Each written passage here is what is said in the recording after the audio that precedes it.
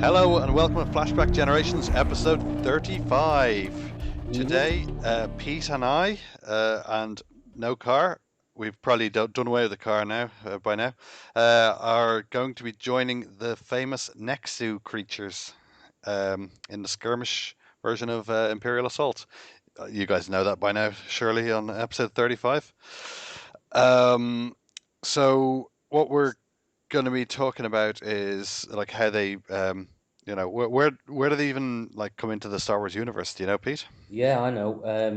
Don't you remember young Natalie Portman being scratched by one up a post? Yes. That's the famous scene, which you've probably only seen once ever. No, I actually really like Attack of the Clones. Weirdly. Do you? Oh, I am stunned.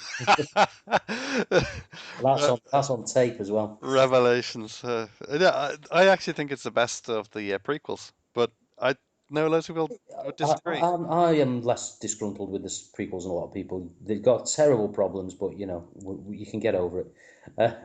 Oh, I don't know. This was quite a nicely realised CG liony cat thing with loads of teeth and eyes, and Hmm. it chases after Padme, and Padme, skitters up the post and whacks it with a chain and all that stuff. Yeah, and for some reason, the Imperial Assault is riddled with them. So, Not for some reason. We'll talk about why it is. yes. Go on, Pete. Okay, so starting with the non-elite grey card, it is a Nexu, and it is 4 points, and you get one on a card. The faction, by the way, is mercenaries, or scum, as some people call it. It's a creature, and it's a brawler. That's the key words. It's got 6 health on the grey one, not too bad. Speed 6, which is amazing.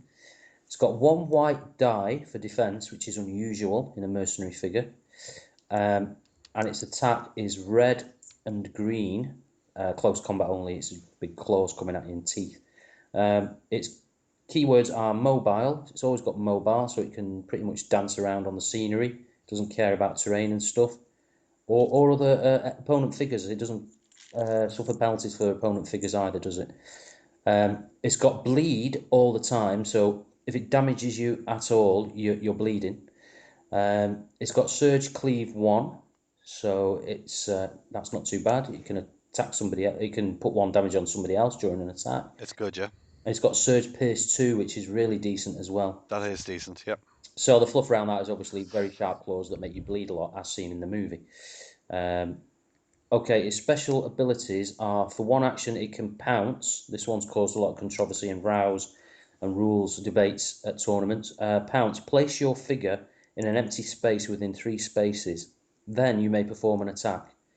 So it's worth pausing here and going through the controversy. So controversy one was, can you attack twice using this? So can you attack and then pounce and then attack somebody? The answer is no, you can't, because it states somewhere in the rule book that figures can never attack twice. For example, the Nexus pounce ability cannot be used. It uses that specifically, yeah. So yeah, it's specifically called out. So that rule is often dug out. And the other thing is the pounce itself. Which square do you count from and to? The answer is pretty much as bent as you like it to be. So you can choose the most forward space, count 3 spaces from there, and then put his most arse end space on that square, so that effectively some of his squares seem to move more than 3, if you know what I mean. He certainly does. He can move. It looks like he made an entire move all over again. Yeah, And at speed 6, this guy feels like he can be anywhere. He can yeah. actually just attack anything. And I like it. I think he's meant to be that creature Yeah. that can do So that. people cry, well, if I can't attack twice, if I can't attack you and then pounce one square and attack you again, what's the point of pounce? Well, the point is, if you start off, I don't know, 7 squares away, or even more, 9 squares away, you can run 6 and then perform a pounce. Effectively, you're moving and then attacking. That's what pounce is for. It's not to let you attack twice. It's to let you to run up to somebody really fast and then slash them. Yeah. Okay, the other ability is cunning. While defending, this is really good, apply +1 block to the defense results for each surge cancel result that you get. So if This you is roll surge cancel, it counts as surge cancel and block. this Uh, is why you see C3PO in Scumless with these guys yeah, typically. that's right, because 3PO gives him a surge cancel, which also gives him a block. So if he rolls a surge cancel, he's got surge cancel, block, block Yeah. for standing next to 3PO, which is awesome. And then The last one is non-sentient. You cannot interact, which is fair enough. You do not see Nexus sitting on chairs, tapping away on computers or radar dishes and things. They don't know how to open the door. So, and this guy, I mean, the big things with this guy: speed 6 and 4 points. You know, and red and green dice. It's not even red and yellow; it's red and green. So he's quite a damager. It's that bleed, auto bleed is just Yeah, brilliant as well. Um, mobile makes him even effectively faster than speed 6 in most situations. yeah, yeah, he ignores terrain. He's a terror, real terror on the board.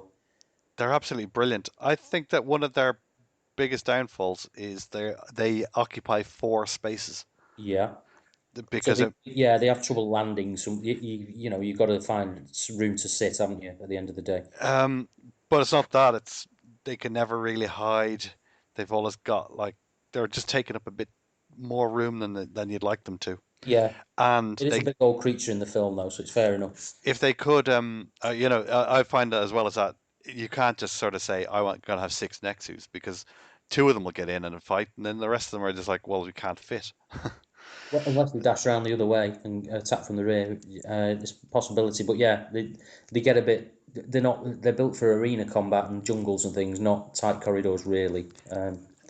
You get the feeling, you know. But two of them are quite nice, aren't they? I took the all creature list before, which is you take all Nexus and the two Banthas, Yeah, and it's good fun. It's good fun, but and the Wampas in there as well.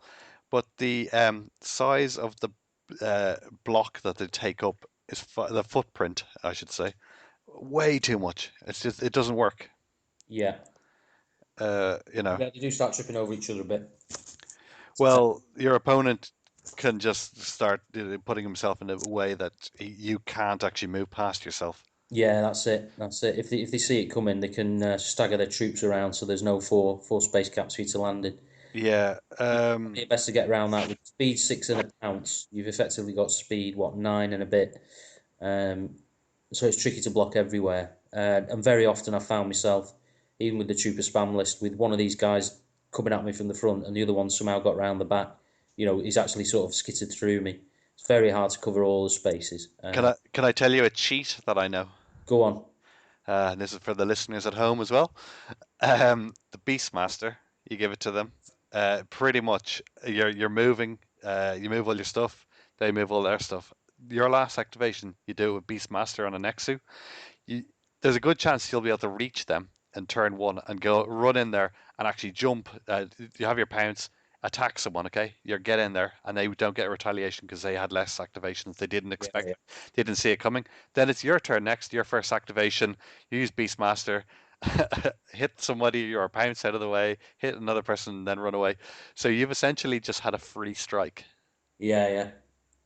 That's something that I did for fun once, and And I actually I'll thought, came in it because that is, that's an awesome tactic, and it's a nice little Easter egg for the average player. You know, they might not figure. I've seen it used, but it's not something I figure out myself very easily. no, And it's it's super fluffy as well. You know, this thing is running along the ceiling, out of the shadows, and everybody's like, "What was that?" And then suddenly the guy at the back does the old Wilhelm scream, and all hell breaks loose. It's just the cinematic element of the game that I really like, and this guy really plays to it, doesn't he? they're brilliant. I actually think they're brilliant for 4 points as well. I Oh, like it's using them. filth, filth. The points cost kills me every time. 4 points. You kill him eventually. I mean, his health 6 with a white die, so he's rolling X-Men's left, right, and centre, And then you kill the damn thing, and he's like, "Oh yeah, there you go, 4 points for you." And you're like, "What?" Yeah, you can't believe it. I know what you Imperial players think. And if it's somebody filthy like you, he's probably got a bomb strapped to him, so he explodes when he dies as well. Last resort, is it? Yeah. Last resort, yeah, absolutely brilliant card for them too. Let's talk about the red one then. The red one. The nightmare continues and gets worse. So the red one is a mighty 6 points now, getting into the realms of the really expensive. He's got health 8, speed 6 again, white die again, red and green combat attack again. He's got creature brawler, obviously. He's got mobile again. He's got bleed again. So his health's gone up by 2. He's got cleave 2 now, which is not even a surge ability Not anymore. even a surge. He does it Normally, automatically. it just does. So trooper spams are terrified of this guy. He Or gets a free Tilly. bleed, and a free cleave Yeah, 2. so if he does any damage to somebody, then anybody else in his massive around his massive footprint is taking 2 damage. Think about that tactic I just said earlier when you run into the enemy and you just do that. So essentially you've done damage, you're making someone bleed, or you'll make two people Yeah. bleed, and then you got to cleave 4 damage onto The trouble with them his as well. bleed is, well, if you're facing trooper spam, unless you're facing elite troopers, he's not gonna use his bleed because he's gonna wipe out whoever he's swiping at, in one sitting. But at least he's got the cleave 2, and just to make sure of that, he's got surge +2 damage as well now on the red one. So Instead it's of the Pierce 2, yeah. I awesome. He's got the pounce; it's exactly the same. You just he can run 6 and pounce. He's got cunning again, which is exactly the same, and he's got non-sentient. So his abilities are exactly the same as far as I can tell.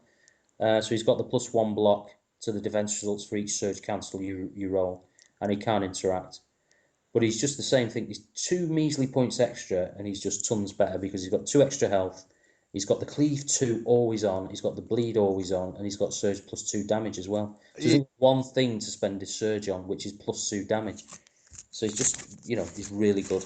I you, you know I don't know if he's that much, if he's worth 2 points more than the It grey one. depends what you're facing, yeah. I mean, against trooper spam, you want the red ones over the grey ones because you're just going to be wiping out troopers, left, right, and centre.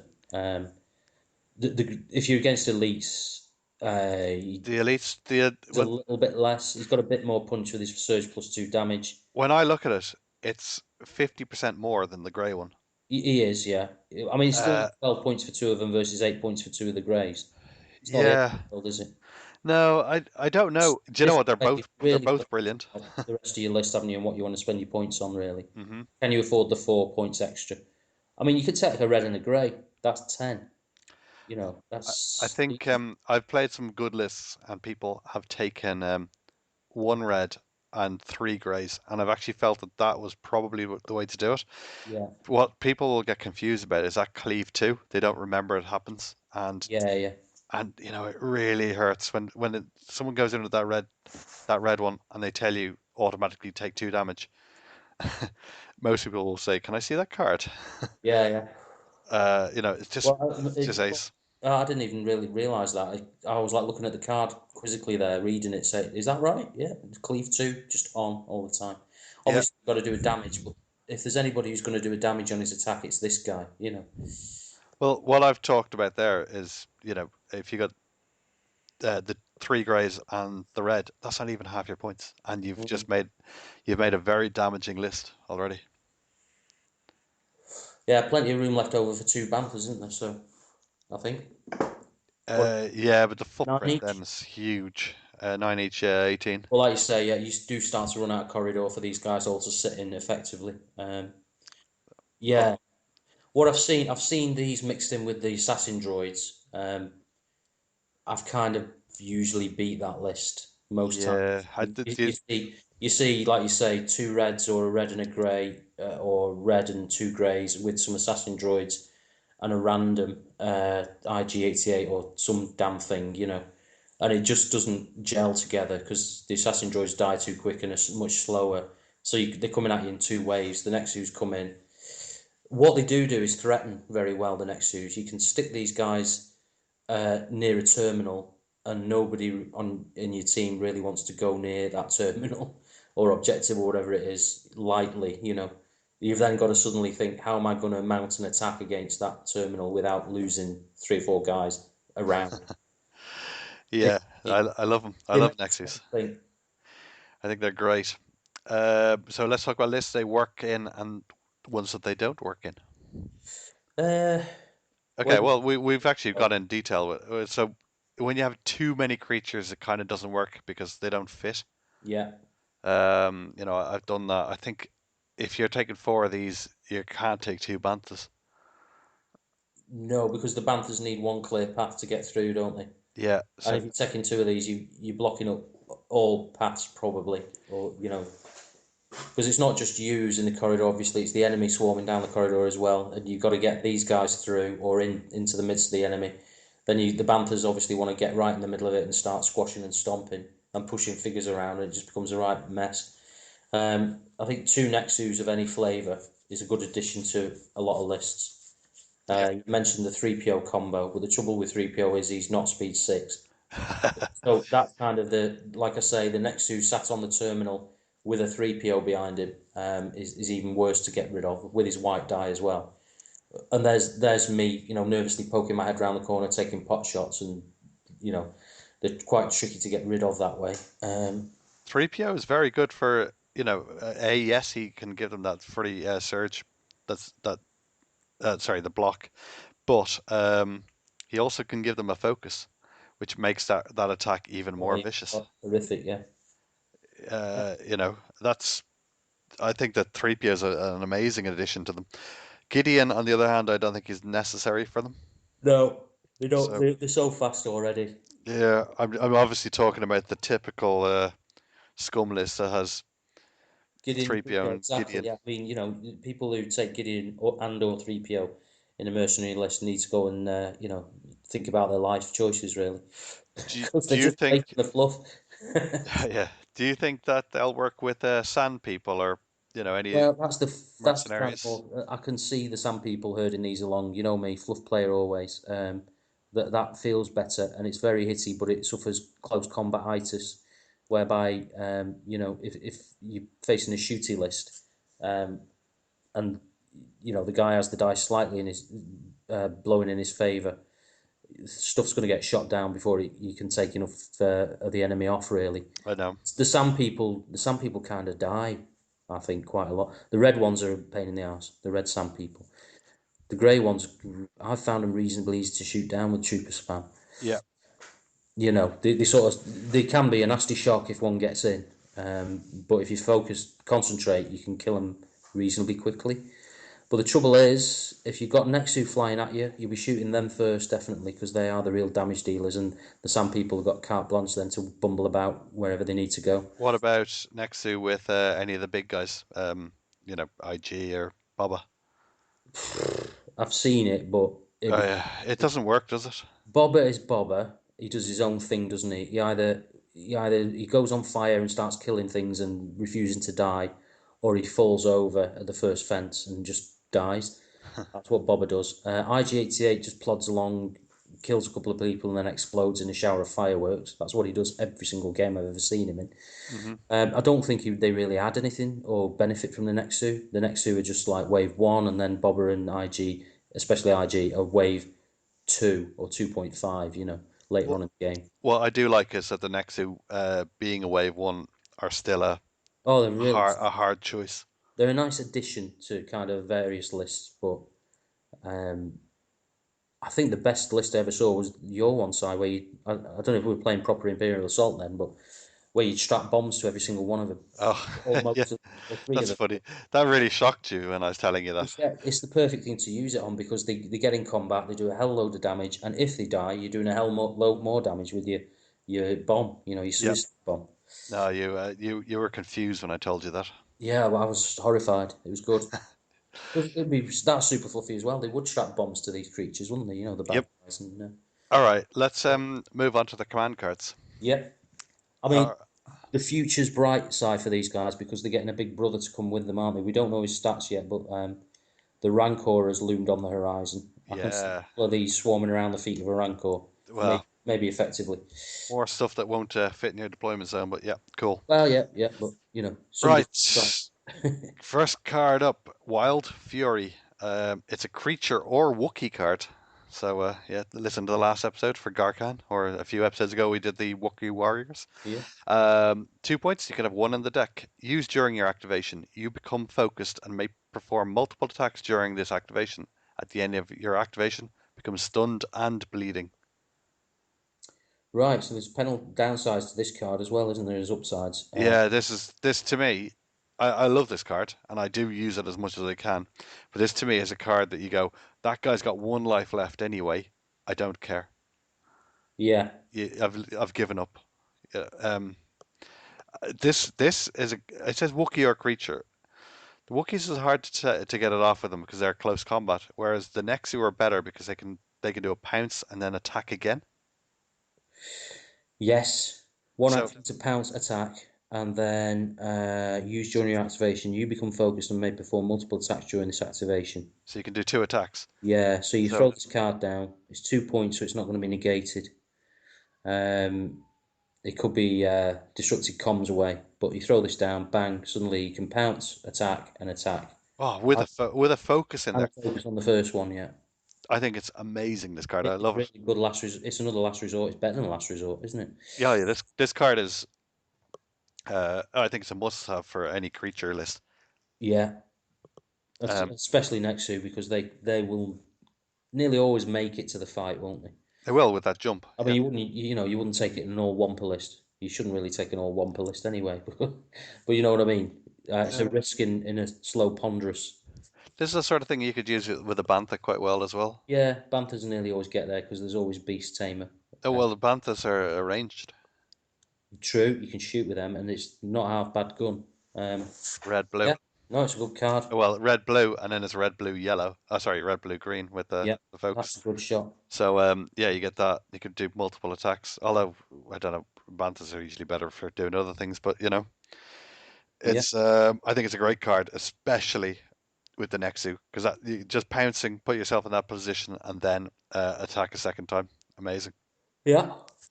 All Yeah. right.